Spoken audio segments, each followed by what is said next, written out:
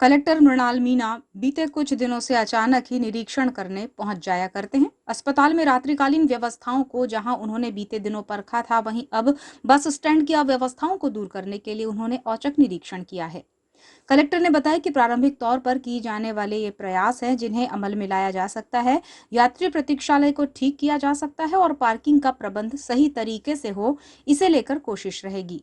निरीक्षण के दौरान कलेक्टर के साथ पुलिस अधीक्षक नगेंद्र सिंह, एडिशनल एसपी विजय डावर, एसडीएम गोपाल सोनी, यातायात थाना प्रभारी आकाश शर्मा, आरटीओ अनिमेश गढ़पाल, सीएमओ निशांत श्रीवास्तव सहित संबंधित विभागों के अधिकारी मौजूद रहे। कलेक्टर के तौर पर पदभार संभालने के बाद 3 सदस्यीय अधिकारियों का दल बनाया गया था, जिसने बस स्टैंड में व्यवस्थाओं का जायजा लेते हुए एक रिपोर्ट तैयार की थी। यही कुछ प्लान नगरपालिका बालाघाट सीएमओ ने भी दिया था, जिसमें एक नक्शा तैयार किया गया था। इसमें बसों की आवाजाही को नियंत्रित करने, पार्किंग व्यवस्थाओं का बेहतर संचालन होने और यात्री प्रतीक्षालय की दशा को सुधारने सहित कई मुख्य बिंदुओं पर काम किया गया था, जिसे कलेक्टर के समक्ष रखा गया था और इस पर अंतिम रूप से निर्णय कलेक्टर को ही लेना था। इसी को लेकर 3 सितंबर को कलेक्टर मृणाल मीना ने बालाघाट के बस स्टैंड को सुंदर बनाने और व्यवस्थित करने की मंशा से निरीक्षण किया। शाम 6 बजे के उपरांत कलेक्टर यहां पहुंचे और सभी व्यवस्थाओं को देखा, जिसमें उन्होंने प्रारंभिक तौर पर अमल में लाए जाने वाले प्रयासों को किए जाने निर्देशित किया। इसी बीच बस स्टैंड के बीच में मौजूद पेट्रोल पंप को अन्यत्र स्थापित करने, यात्री सुविधा के लिए प्रतीक्षालय का पुनः निर्माण करने, डीपीआर तैयार करने जैसे कार्यों को भी किए जाने की आवश्यकता जताई। आपने निरीक्षण किया है, इसके पूर्व भी आपने व्यवस्थाएं सुधारने के लिए निर्देश दिए थे, तो आज आपने उन निर्देशों पर क्या पाया? आज एसपी साहब के साथ में और साथ में एडिशनल एसपी साहब थे, सीएमओ साहब थे, एसडीएम साहब थे, शहर के सभी प्रमुख अधिकारियों ने बस स्टैंड का निरीक्षण किया है। और शुरुआत में हमने 3 सदस्यीय एक समिति बनाई थी, जिसने पहले आके बस स्टैंड की व्यवस्थाएं देखी थी और कुछ सुझाव उन्होंने बताए थे। तो आज उन्हीं सुझावों को मौके पे हम लोग कैसे अमल कर सकते हैं उसके बारे में विज़िट करी गई है। और हमने शाम में इसलिए डिसाइड किया कि थोड़ा लाइटिंग और क्या यहाँ पे बैठक व्यवस्था और यहाँ पे वेटिंग रूम की व्यवस्था है वो भी देख ली जाए, उसके हिसाब से निरीक्षण किया है। नगर पालिका ने डिज़ाइन तैयार किया है? जी, नगर पालिका डीपीआर अपनी एक तैयार कर रहा है, बट वो अभी बहुत शुरुआती स्टेज पे है। तो सीएमओ को ये निर्देशित किया है कि एक तो डीपीआर वो समय से तैयार कर लें ताकि उसको हम लोग भी एक बार देख लें, समझ लें उसमें क्या है। तब तक के लिए तात्कालिक रूप में कुछ ऐसी व्यवस्था यहाँ पे संभव है कि हम एग्जिट एंट्री पॉइंट्स अगर सुधार देते हैं डिफरेंट डायरेक्शन से बसेस आने का, तो उससे थोड़ा जो कंजेशन है बस स्टैंड के आसपास वो कम करने की संभावना हमारी समिति ने सजेस्ट करी है। तो हमने उसको फाइनलाइज़ करने के लिए उनको बोला है कि कुछ एक बार बैठ के और उसमें क्या इश्यूज़ आ सकते हैं समझ लें और एक बार पायलट के रूप में उसको इम्प्लीमेंट करना शुरू करें।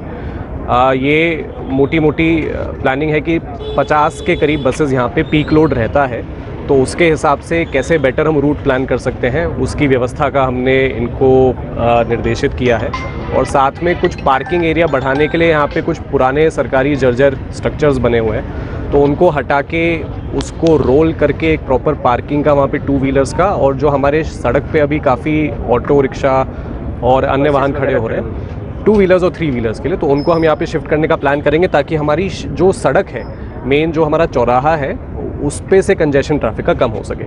तो अभी शुरुआती तौर पे ये हमारा प्लान है। इसके बाद में जो वेटिंग रूम है वहाँ पे प्रॉपर बेंचेस लग जाएं, क्योंकि अभी वेटिंग रूम की स्थिति वैसे ठीक नहीं है वेटिंग हॉल की, और उसको तो पूरा ही तोड़ के मेरे ख्याल से नया बनाना पड़ेगा। सर, इसके पूर्व भी कई प्लान बने हैं और पहले योजनाएं बनी कि यहाँ से पेट्रोल पंप को भी शिफ्ट किया जाना था, लेकिन उन पर कोई कार्रवाई नहीं। हाँ, पेट्रोल पंप का भी मैंने वही बोला है कि फ़ाइल एक बार देख के कि कितनी इनकी लीज़ है, कितना हम उसको लीज़ को कैंसिल कर सकते हैं कि नहीं, ये तो बात की बात है, लेकिन लीज़ क्या है, कितने पीरियड की है और शिफ्ट करने का उसका क्या प्लान बन सकता है उसको एक बार बैठ के समझना पड़ेगा। लास्ट ईयर यहाँ पेट्रोल पंप में अग्नि हादसा भी हुआ था और काफ़ी स्थिति नियंत्रण में होगी, नहीं तो बहुत बड़ा हादसा हो सकता है। जी नहीं, वो एक इशू है, उसको देखना पड़ेगा कि पेट्रोल पंप का यहाँ से एक तो फायर सेफ्टी भी आप जैसा बता रहे हैं बड़ा इंपॉर्टेंट मैटर है, और वो एक बार मैं देख लूँगा फाइलें और समझ लूँगा कि क्या डॉक्यूमेंट्स हैं, तो उसके बाद ही उस पर हम आगे प्लान कर पाएंगे। अभी तो फ़िलहाल जो इमीडिएटली हमारे यात्रियों की सुविधाएं की चीज़ें हैं, जैसे बेंच लगा दें, पंखा लगा दें, साफ़ सफाई थोड़ी रख लें, और बेसिक जो हमारे ट्रैफिक मूवमेंट के लिए कंजेशन कम करने के लिए जो व्यवस्था हम कर सकते हैं शुरुआत में उस पर काम करना आवश्यक है। इसके बाद में लॉन्ग टर्म प्लान और भी है कि हमको बस स्टैंड को यहाँ से और बड़ा करना है, कुछ ऑफिसेस को यहाँ से बाहर शिफ्ट करना है ताकि कंजेशन यहाँ पे और कम हो, तो उन पे भी विचार किया है। अब वो रीडेंसिफिकेशन में लेना है या कैसे किसी और मत से लेना है, इस पे हमको बैठ के प्लान करके जैसे कि सीएम और साहब आगे ने भी निकलना बताया पड़ेगा। कि बजट का स्कीम लेनी है, पीपीपी स्कीम लेनी है अब, क्योंकि इसमें सभी को कॉन्फिडेंस में लेके काम करना पड़ेगा। तो अभी हम कुछ प्रपोजल्स तैयार करेंगे और फिर जो बेहतर हो सकता है उसको इम्प्लीमेंट करके इस एरिया को थोड़ा डिकंजेस्ट करने का काम करेंगे।